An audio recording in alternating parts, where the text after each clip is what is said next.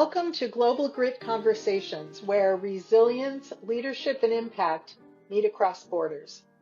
I'm Pamela Campagna, Global Advisor, Professor, and founder of Blue Sage Consulting. In each episode, we talk with leaders, entrepreneurs, and changemakers who have turned challenges into growth and share practical strategies along the way. This is Global Grit Conversations.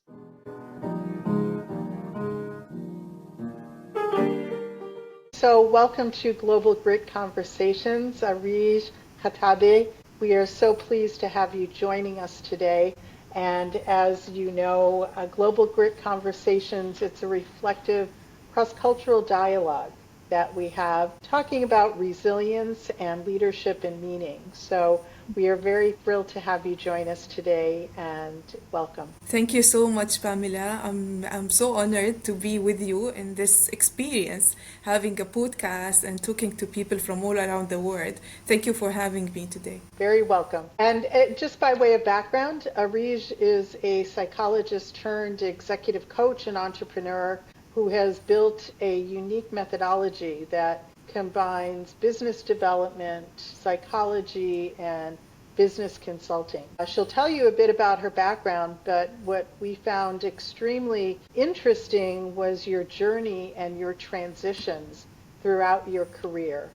Not only are you the author of a best-selling book, but you have done extensive research in the field. You have worked with more than 200 individuals whom you've researched and followed throughout their careers, and you've worked and consulted in more than 20 countries. Again, welcome, Areej. Maybe just to kick off, you've spent, I think, 11 years or more studying psychology. So you've gone from the academic background, but based on the conversations we've had, it sounds like your real education seems to have come from being in the boardroom or working with entrepreneurs. So can you take us back to how you have shifted from that educational background into the practitioner work that you've been doing? Yeah. So actually, I moved like in parallel and at the same time in different style when it comes to traditional growing and how we grow in certain organizations or in career. So I started working in a mental health hospital, and then I moved to schools, and after that I moved to corporate world, and that was a big shift for me. As you mentioned, I started and the real shift happened when I moved from therapy, being in a clinic and talking to patients, to being in a boardroom. And what I saw, like the common thing was like me loving to be with leaders, talking to them, thinking of the impact that I can create and the impact that I can influence people in order to have a better life and perform from a place that they really love and means to them. And it took me like the love for learning, the love for educating myself, exploring people and exploring the inner and outer world of high achieving people. And you talk about impact. Where did you see that impact most visible when you were working with leaders? Were you able to see it visibly, or how did it show up? Yeah, first of all, it shows up in the way they show up, in the way they look at themselves. All my work is focusing on the inner world they have and the pain they are facing, the challenges they are facing, and the way they look at it. The shift in the perspective, how they address it, how they look at it, and after that, their dreams, that helping them, seeing their dreams coming true, which is helping more people, being thought leaders in their industry, carrying a vision that they have and seeing them actually implementing that vision after solving certain struggles that they are facing. Being with them, being around them, seeing the dark side. And we always, with leaders and with people who are achieving in life,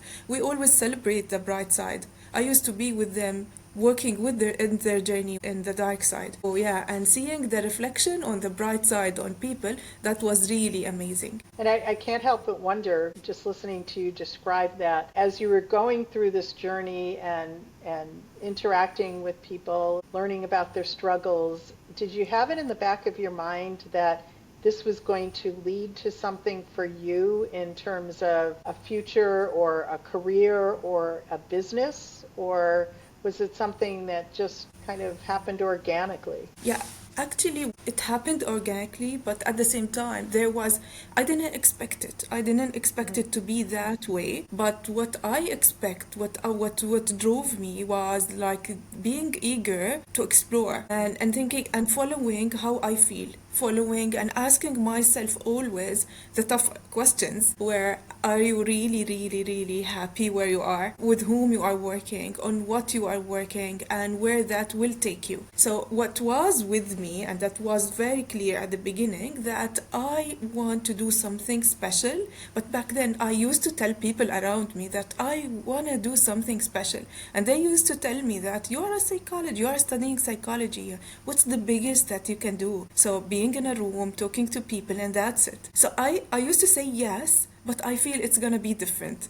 But how? I didn't expect it. So you weren't quite sure. You just followed that passion Yes. and checked in with yourself every so often, it Yeah. sounds like, just to be sure you were on that right track. Yeah. Yeah. Yeah. Exactly. And so along that transition, I guess, as you were moving towards something else, you had Mm. the opportunity to interview hundreds of people, which Yes.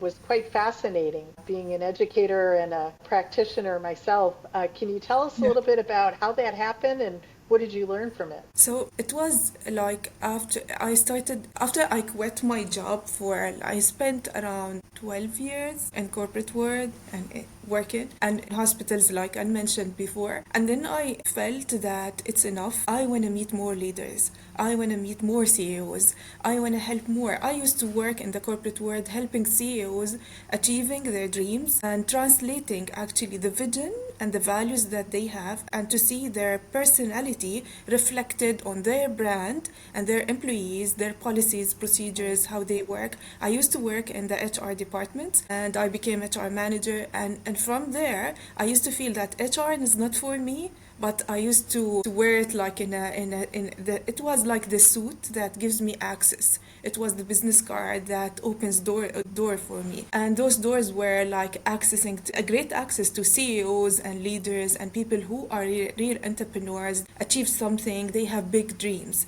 So it was really a fascinating field for me. And from there, I quit my job. So I felt that I am now ready to establish my own business. And the reason was my own business will allow me to have access to more leaders at the same time. So I quit my job and I established my own consulting firm. And then there I started to meet leaders. I started to think of how can I understand more how they think, how they take actions, how from where the decision making comes from. And it was like going deeper on their traumas, their childhood, and the link between their dreams and what they lived and why they want this certain industry, why they want this certain job. And this took me and even I went from Jordan, I went to the US, I studied their coaching, and that also meeting more people from international world and being introduced to a lot of amazing profiles and people who has really amazing track records of success.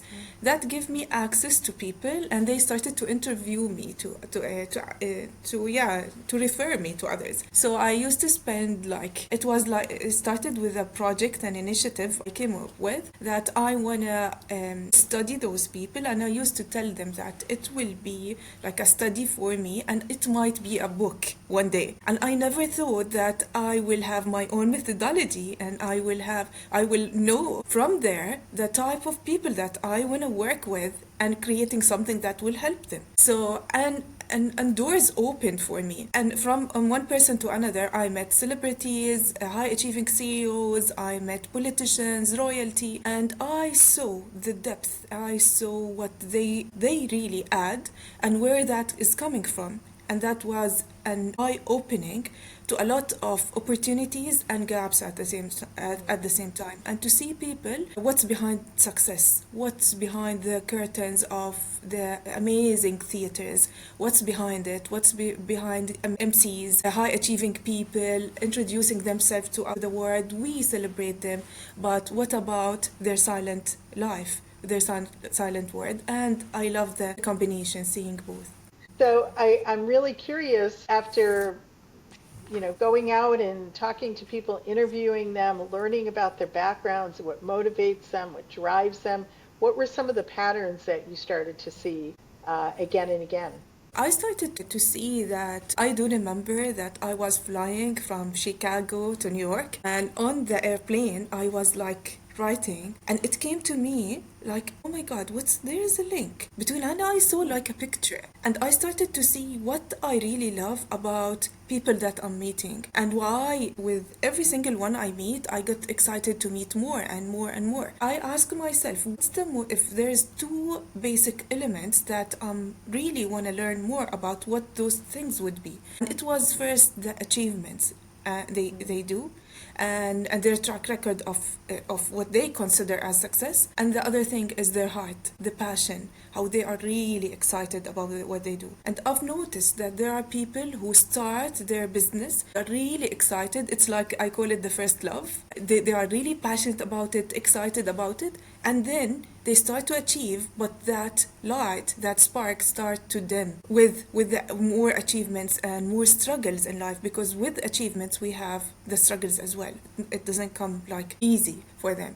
So I started to feel now there are people who achieved a lot, but their heart is not beating at the same rhythm that when they started their business. And they are achieving, doing amazing stuff in the world, and people are celebrating them. But what about their heart? What about what's happening in their inner world? And I started to feel that those people, I call them survivors, and they thought that this is life and we are not supposed to have it. It's like part of developmental stage in life, and it's okay to feel like this. And for me, I started to feel that there are people who are really sync with their heart and their achievements. They are still beating, although they went through a lot, but there is still harmony between both. So I was thinking, how can I help those, what I called them later survivors, turn into thrivers? How they can thrive again as they used to be. So, and from that came a lot of research, and from that came my methodology, and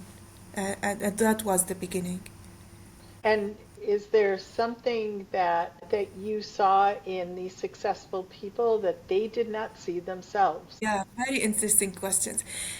Because those people, they used to success in a way that they don't know, they can differentiate what really makes them successful. Yeah. So, and that is common between them. And they used to suppress emotions, suppress feeling, and think it's not the right time for me to sit and talk about this. I need to work. I need to achieve. And sometimes that the fine line between listening to yourself, what you really want, and listening to the other voice that pushing you to achieve more and achieve more, they start to lose the compass of how can I tune it in order to not to lose myself in achievements, and at the same time achieve what really means to me, not to other people. Because at certain level they start to ask what really means to me as significant impact and significant success. They start to have their own definition of the success. At the same time, what I saw, the vogue, I call it, and the fog, when it comes to emotional luggage and emotional burden that they have, because they have a lot and they have techniques because they survived for a long time, and they can differentiate between this is like a technique, I use it to cope with what's happening or to solve the root cause and move with a like authentic self, more than this is what life is giving me, getting back to themselves. It was hard for them to see that. That's very interesting that you almost hold up a mirror to these successful people that you've spoken to. And my sense is that you help them to kind of see and better understand some of this. Maybe you mentioned a methodology. So How do Yeah. you do that, or what is the methodology? Can you walk us through that? Yeah, wonderful. So during my experience and before working in the corporate world and working with high achieving people, and when it comes to business, it's all about numbers, what you can do, and best practices, best technologies. It's all best, best, best. So for them, like and being in that field, in that realm, in the business world, it's all about what I can do best and better every single time I reach to this place. How can I reach to more success? And it's all in like practical steps, materialistic, and at the same time that it starts from like I've noticed that those people, they know what they want, but sometimes although they are pioneers in their industries, they feel that I know what I need to do, but I'm unable to do it, or I know that I need an investor, but I'm unable to reach that investor. Like sometimes there are people who are used to donors more than investors, and there are people who used to being with investors more than donors. And sometimes the business itself, it stretched them to the point that now it needs something that they are not used to, or hiring more people, having branches, having franchises. So they started to, it has a mental side internal that is they need to unlock in order to take the step that they know that they want to achieve. So and I saw them struggling when it comes to bringing more consultants, more people to give them best practices, and I started to see that it starts from them, not from the outside. It doesn't start from the market. It starts from you in the market. How you felt the problem, how you felt the solution, what this best strategy is telling me about you. What inside, like when you meet an investor, this investor reminds you of home in your life. And from there we started the conversation. So I started to see that they need to work like going back, not moving forward, going backward, like two steps. First, they need to open up about something that really they struggled with for a long time, and they pushed it away. They thought that it's not the right time, or time is solution, I don't need to focus on it, and they pushed it away. So it starts first from revealing the most difficult thing in their life to a trusted expert, someone who really can navigate the pain. And then after that, the fog will be released and they can see truly what's happening, why I'm not taking that decision, why I'm hesitant, why I'm second thinking or overthinking. And after that, we left the heart with like pushing up the emotions and pushing up how they feel. And at the same time, what's really critical at this phase is healing the heart from the past wounds, from what happened in the past. Because, and I saw it, you can't dream if you are in pain. You can't achieve if you are you can't think of the future and having a vision that really out of guilt, fear, for the right reasons, a vision for the right reasons, while you are carrying emotional luggage that is really draining you. So the second thing is lifting the emotional luggage and clearing the heart. And after that, clearing the noise that they have. And then the third step, which is creating. And here we are talking about having a new vision in life. A vision that really comes from an authentic self, not threatening by others, not like living in someone else's dream. It's them and purely them alone. And after that, the fourth step, which is what they used to have, it's taking this into action, making it in reality and put it in on the ground, having the plan, executing, putting the right team and working on it. And I called it transformation. So it's reveal, heal, create, and then transform. So it's and I used to see that happening with them in in this direction, and it used to work, and I started to see that it's really working. So it's a methodology, and it sounds like it's a four-step process that can apply to different leaders or business people regardless of where they are in their career. Would you say that's correct? Is this applicable in a number of different situations? Yes, yeah, it is applicable in different situations. It's regardless of where they are in the world, regardless of how much they achieved. But you can see it more when it comes. You can see the effect more when it's more complicated, And this is what I personally love working with. So, but when people start to understand the methodology, it works on in all the industries, because in every place you need to start from yourself. Every business challenge and every challenge you face in life, from small, and I apply it on my kids as well, not only on yeah, and I saw it work, and yeah, and that's, yeah, I have a struggle in the school, so it starts from what's happening, what that guy who bullied you today for being short is, how that affecting you, why you considered it like an insult. So it's the same. And it's interesting, your approach and the methodology are really centered on the individual, on the person, as Yes. opposed to looking at the organization, or maybe looking at the corporate strategy first, or perhaps considering the competition, but really turning back and saying, well, wait a minute, let's start with myself first, and then understand how that then interprets in the organization that I'm running, or the team that I'm a part of. So Yeah. very, very interesting approach. Yeah, you know, Pamela, I believe that every single person on this earth has a different touch and a unique one. So, and in order to approach it, you need to, because you are the person who living this competition, who is living the another challenge. So, if we start from analyzing what's happening in you, and to see where you are really strong, instead of just feeding people, of telling them just do this and do that because they know. And with high achieving people, with people who went through a lot in their life, they just need someone. This is what I saw from my perspective. They need someone to look at their mind and to understand the word from their perspective, and then to help them open another window or see it from a different angle, for them to be enabled and empowered, for them to take the decision, for them to decide. Maybe they will not consider X as an, after that, they will not consider someone as a competitor, will start to compete with themselves. Sometimes we saw those, we speak about compete with yourself, understand yourself, love yourself, but how? With Sparkback, we tell them how to do that, more than love yourself, do this, and giving them what they need to do. We go with them on how to do that. And you said Sparkback, and Sparkback is what?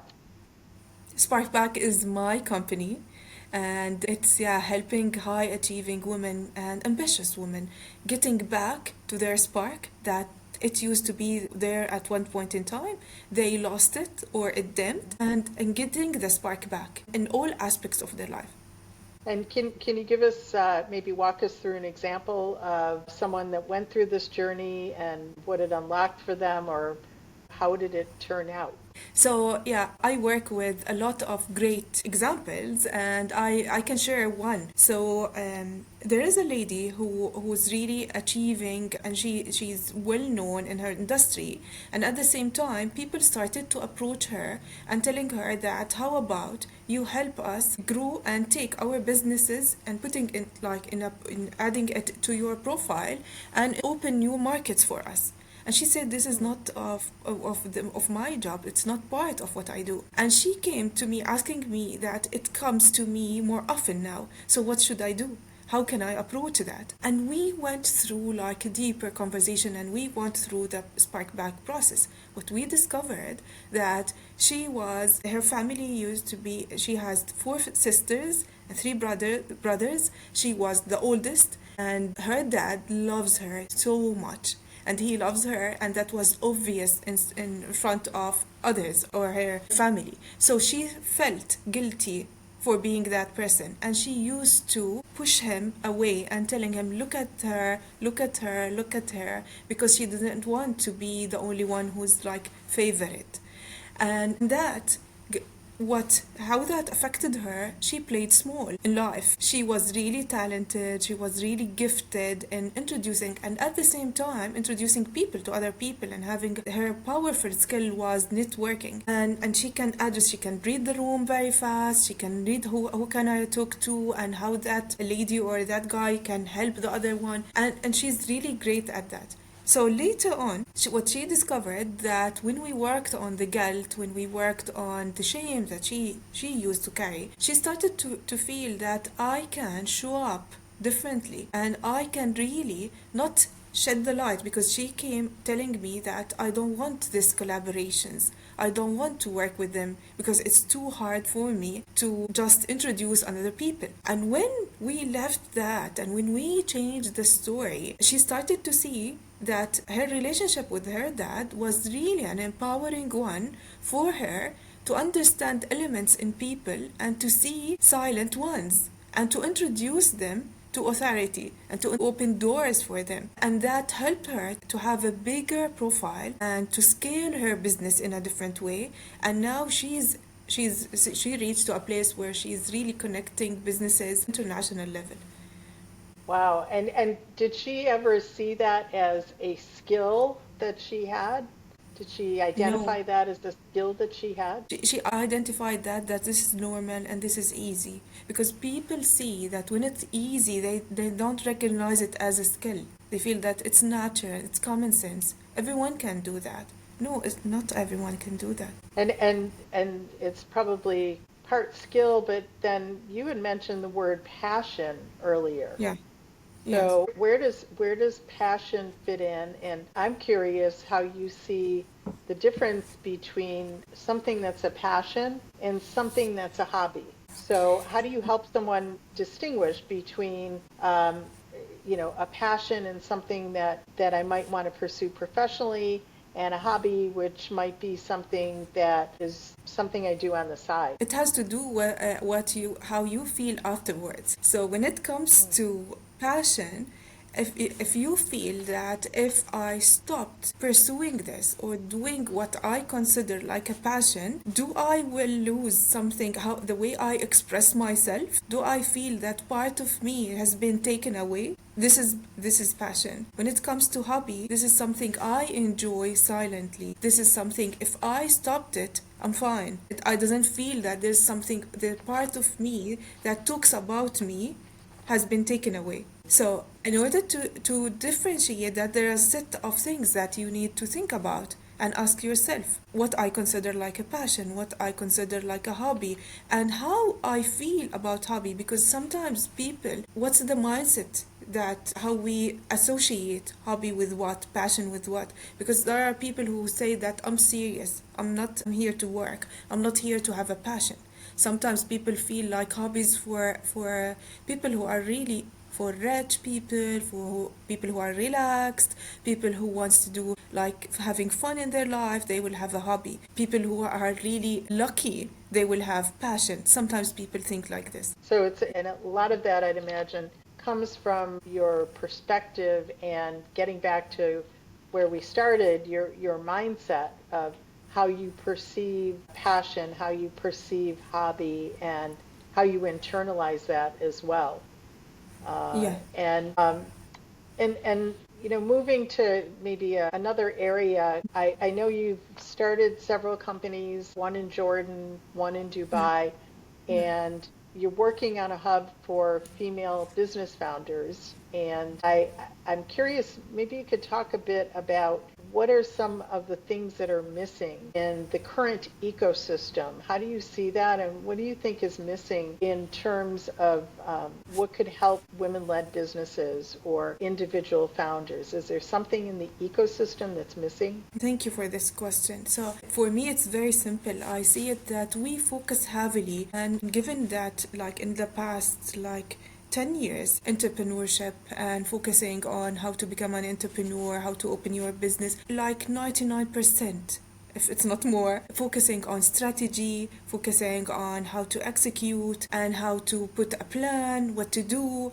and action steps. One, consider the inner world. No one focus on the woman herself, the one who is behind the system and who is behind the business as well. So I saw a big gap there. We don't focus on those people. We just think, even like when they go to pitch themselves, no one, they are interested about the story, to have to think that this business behind it someone really good, and they want to make sure that you perform very well in order to like have a share in your business or support you in a place, or talk about you or open a door to you.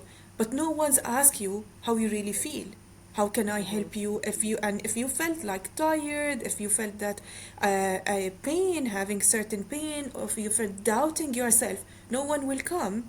They will teach you strategies, how to pitch yourself, how to talk about the product, how to cover the gap in the market, how to raise your numbers. But no one tell you how to feel lighter, how to feel relaxed, how to be more creative. It's a demand. They are demanding that, but no one goes with you in order to take your hand and help you in that place. So it's almost presumed that that goes with the strategy and the pitch and all of the more technical training. It's almost presumed that you don't need that. Is that Yeah, right? and or they think if you don't have it, then you are not in the right place. Hmm. If you are doubting yourself, if you are in a boardroom, we can't hear your voice. And but you reached to a great place, and now you stopped performing like you used to be, or you are not shining that how as per expectations. No one will ask you. They will tell you the biggest help they can support you with, and have been there. It's what kind of a course we can enroll you in. What kind? Do you need time management course? Do you need to, and if they want to consider something emotional or has to do with well-being, it will be anger management courses, things that go get the another MBA or get this certificate, study with those group. Those fellowship programs, they are amazing when it comes to giving you strategies, techniques, your heart reading numbers, how to read your sheets. But no one tells you that now you are sitting in that strategic meeting and you are thinking of your family, your beloved ones, your kids. No one will tell you. They will think that you are supposed to leave that behind and come with a clear mind. And Hmm. that place, no one will tell you you are a human, how to merge and be aligned as a whole person in order to achieve and to carry and push your dreams as a person as well. And you've hit on something that's very important as a discussion topic, I think. And I can't help but wonder, because you've worked cross-culturally, you've worked in many countries around the world, is this something that you see in different locales, or is there something that is different across cultures when it comes to the struggles of, and by the way, not just founders and entrepreneurs, but I think we're talking about high achieving women, however that is Yeah. defined.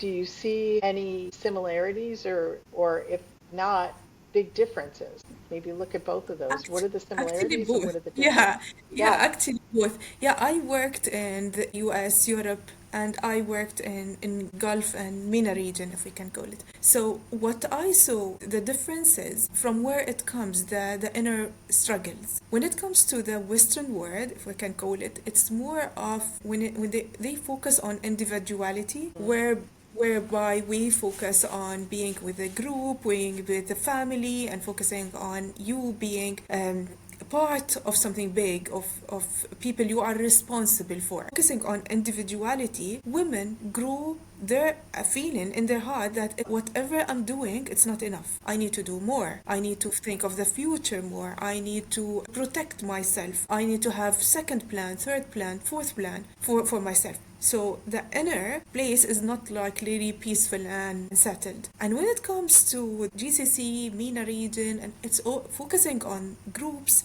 focusing on your family, being part of, you need to support everyone. So women there, they are more forced to feel guilty if they focus on themselves, if they focus on what I need to do. And at the same time, they grew with that I want to have a harmony when it comes to taking care of everyone that are around me. I'm supposed to take care of, and at the same time pursuing my dreams and what I really want. It's like carrying this inside them.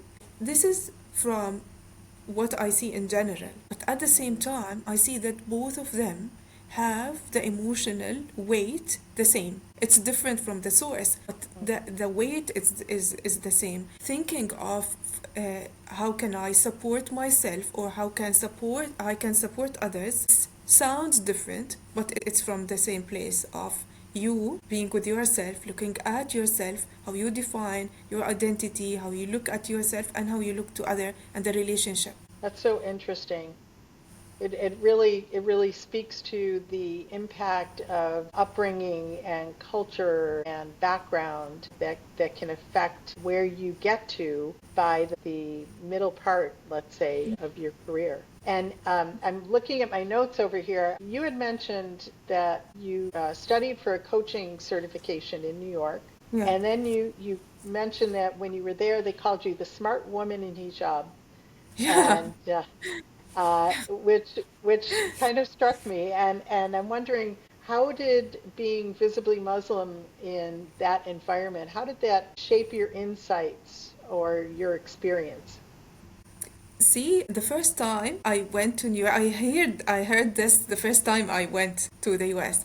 So it was like I felt it was an answer from God to me, because I used to think how I would be perceived when I go there, because it's my first time going there. So I was thinking how I would be perceived. And then I heard that. So I felt that it's a message telling me just honor what you believe in, move forward, and people will appreciate you, and they will focus on what you really want to be appreciated for, which is my work, what I do, my contribution. So that gave me like a huge push and responsibility at the same time to honor what I have, and at the same time helping others and being open and having like conversations that really coming from the heart, and people will know and they will see what it meant for you to be seen for. And that's the authenticity you talked about at the beginning. Yes. Yeah, yeah, Very, very interesting.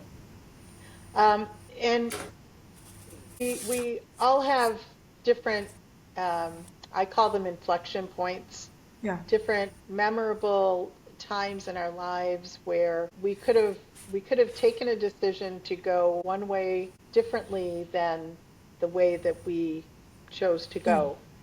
And so the decisions that we make in our lives obviously affect where we end up. And what I wonder with you are, what were the main inflection points for you that have changed the work that you're doing and the path that you're on right now? yeah. Maybe if I will talk about the most, uh, I see it that it was my separation from and it was my first marriage where when I decided to end it, and that was where it was a moment for me. It wasn't dramatic as much, it was a clarity and an honest answers for bigger questions. So, and when I felt that what's coming and what might come will not be aligned with who am I becoming, I decided that I will take a different path. So, and being in that place, not knowing what's coming, and just believing that your inner voice, just believing that what you feel for yourself. It's the same when I decided to quit jobs, and it's the same when I was working in a very, very pretty, amazing hospital and well known, and then I decided that I want to leave. It doesn't look like me, it doesn't fit me.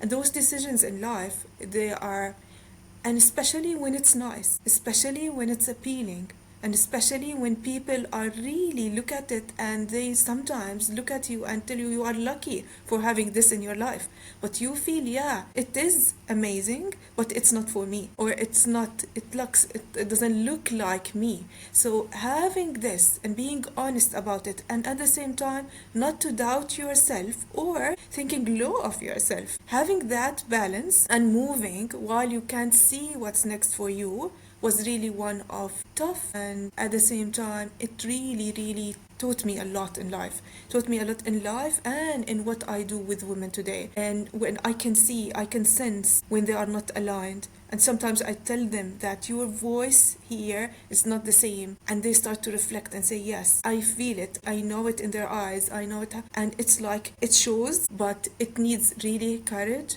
for you to stop and to listen, and sometimes to face the answers, because most of the time you will know like this, that this is the end and I don't want to go there, but and you start to hide, you start to shrink, you start to do all of that. And I do remember that the one thing that made it was clear for me when I read an article, and it was under the title of Why Women Fear Success, and I felt it spoke to me.